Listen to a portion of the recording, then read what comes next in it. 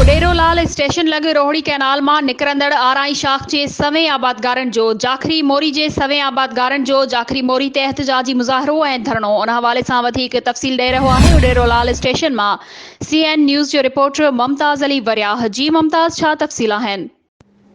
जी बिल्कुलु ज़ारा, आउं तव्हांखे ॿुधाईंदो हलां त उडेरोलाल स्टेशन लॻ रोहड़ी कैनाल मां निकिरंदड़ आराइन शाख जे सवे आबादकारनि जो जाखरी मोरीअ ते एहतजाजी मुज़ाहिरो ऐं धरणो हणी 3 कलाक रोड ब्लॉक करे छॾियो ऐं ईंदड़ वेंदड़ ट्रैफ़िक मुअतल थी वई। नारेबाज़ी कंदे अॻुवाणनि मुख़्तियार अली ॾितो लुड़को मोहम्मद ॾितो हाफ़िज़ अतीक मेमण ज़ुल्फ़कार अली ॾितो ऐं ॿियनि दाहींदे इल्ज़ाम हयो त SDO सुल्तान आराइन रिश्वत जी बाज़ार गरम करे छॾी आहे, असांखां लख रुपया रिश्वत तलब करे रहियो आहे ऐं हिननि इल्ज़ाम हयो त SDO बासर ज़मीन खां रिश्वत एवज़ पाणी ॾिनो वञे थो ऐं SDO असां नंढनि आबादकारनि ते कूड़ा केस दाख़िल कराया आहिनि, असांखे मोतमार धमकियूं ॾेई रहियो आहे त तव्हां असांजो कुझु बि नथा बिगाड़े सघो।